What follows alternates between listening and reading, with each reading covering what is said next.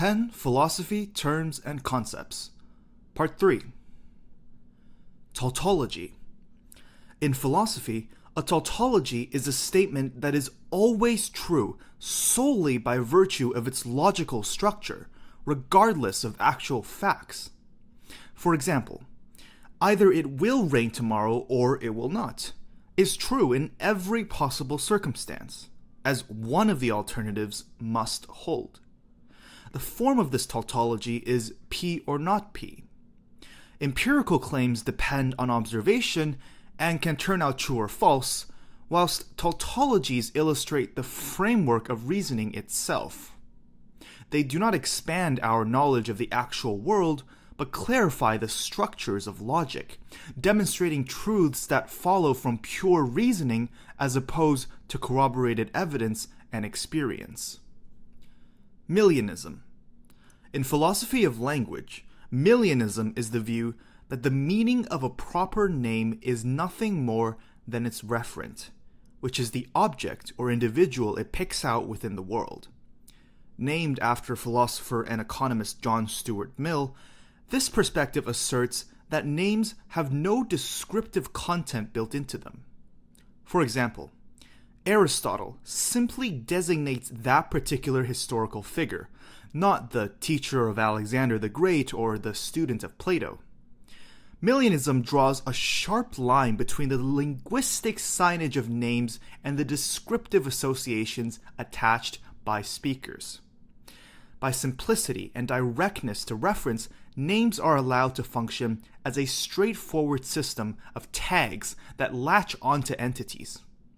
The role of names is thus to support communication regarding individuals without relying on further information. This allows anyone to speak meaningfully about figures, places, or objects without knowing anything beyond their names. Descriptivism. In philosophy of language, descriptivism is the view that the meaning of a proper name is tied to a description or a cluster of descriptions associated with the individual it refers to.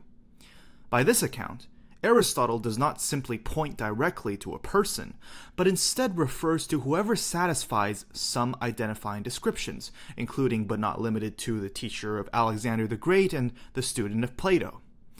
The core notion is that names gain their significance through descriptive content, which provides the criteria for picking out their referent. What makes descriptivism attractive is how it allows speakers to use names meaningfully even when they do not have direct acquaintance with the person or thing that is named. So long as they grasp the identifying features, they can refer successfully. Descriptivism reflects a belief that language functions not just as a set of arbitrary labels, but as a system that connects words to the world through the information we associate with them. Skepticism. In philosophy, skepticism questions the possibility, scope, and certainty of human knowledge. At its core, skepticism challenges whether we can ever truly justify our beliefs about ourselves, the world, or reason. This position comes in degrees. Moderate skepticism accepts that whilst much of our knowledge is fallible, it can still be reasonably justified through evidence, experience, and critical reflection. For example, we may never achieve absolute certainty that the sun will rise again tomorrow, but we can justifiably expect it to rise based on corroboration of past experience. On the extreme end, radical skepticism doubts that any claim can be securely known at all, raising possibilities such as being deceived by dreams, illusions, or even all-powerful evil demons. Whereas moderate skepticism aims to keep us cautious, humble, and reflective in our determinations, radical skepticism presses on the very foundations of human knowledge. Pantheism. In philosophy, pantheism is the view that God and the universe are not distinct realities, but instead, in some sense, identical. Pantheism asserts that all of existence together is divine.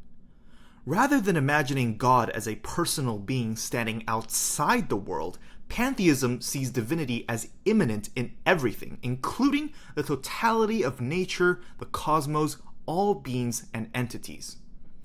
This means that to encounter reality itself is, at the same time, to encounter the divine. Traditional theism separates creator and creation, but pantheism erases this boundary, suggesting that the divine is not elsewhere but as identical to the very fabric of existence. This outlook has inspired mystical traditions, ecological worldviews, and metaphysical systems alike, offering a vision of reality as a seamless whole infused with sacred significance. Free will. In philosophy, free will is the idea that human beings have the capacity to make choices that are genuinely their own, as opposed to being wholly dictated by external forces. At its strongest, free will is understood as the power to choose between alternative possibilities in a way that is not predetermined by prior causes, meaning that in the same situation, a person could have truly done otherwise. This sense of freedom underlies much of our moral responsibility, since it presumes that people are the ultimate originators of their actions. A weaker yet still meaningful understanding of free will focuses less on escaping causation and more on acting in line with one's own motivations, desires, and reasoning. By this view, a person has free will when their actions flow from their character and deliberations, even if those are inevitably shaped by prior influences.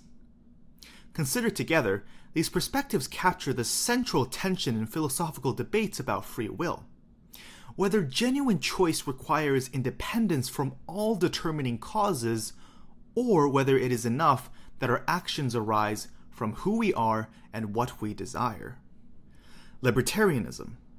Libertarianism, in the philosophical sense, is the view that human beings possess free will by its strongest definition, which is the ability to originate choices in a way that is not determined by prior events, natural laws, or external influences. By this outlook, when a person acts, they are not merely the endpoint of a causal chain stretching back before their birth, but are instead genuine initiators of action.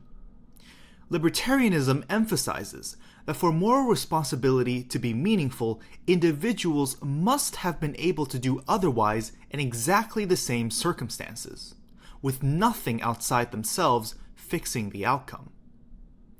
This belief portrays human agents as having a unique capacity to transcend causality, introducing to the world a creative spontaneity through their decisions. Libertarianism insists that our choices are not illusions of free will, but true exercises of free will, marking us as authors of our own lives rather than passive products of cause and effect. Determinism.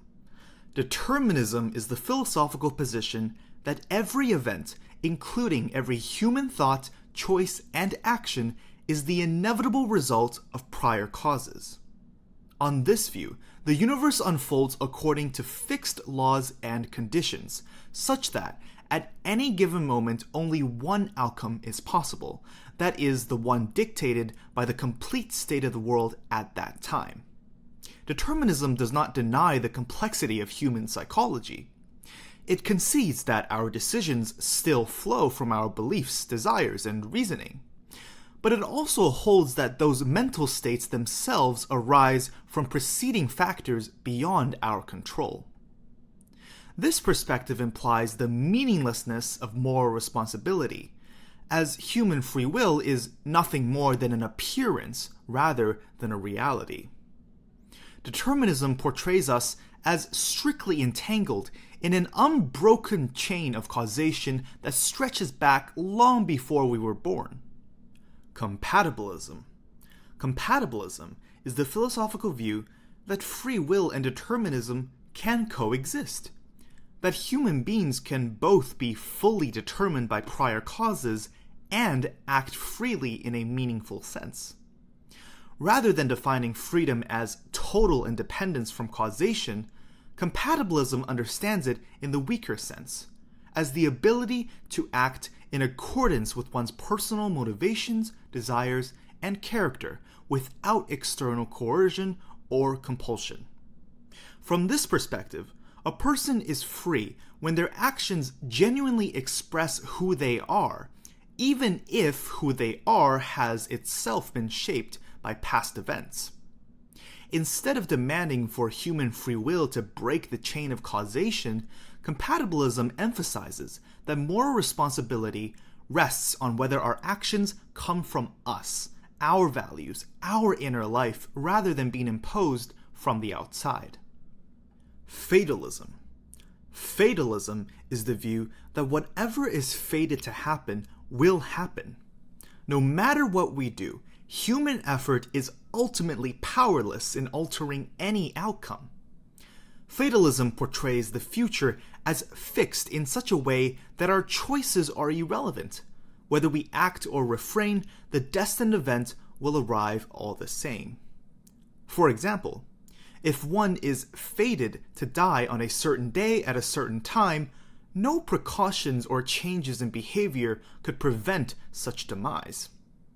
Fatalism differs from necessitarianism. Both see events as unavoidable, but necessitarianism grounds inevitability in the strict unfolding of causal laws, such that outcomes follow necessarily from the total state of the world. Fatalism instead assumes a kind of brute destiny, an end result that will occur regardless of the causal path leading there. Fatalism asserts that things unfold the way they do simply because they are bound to, perhaps by cosmological order or divine decree. Quote of the day: "The greatest minds are capable of the greatest vices as well as of the greatest virtues." René Descartes.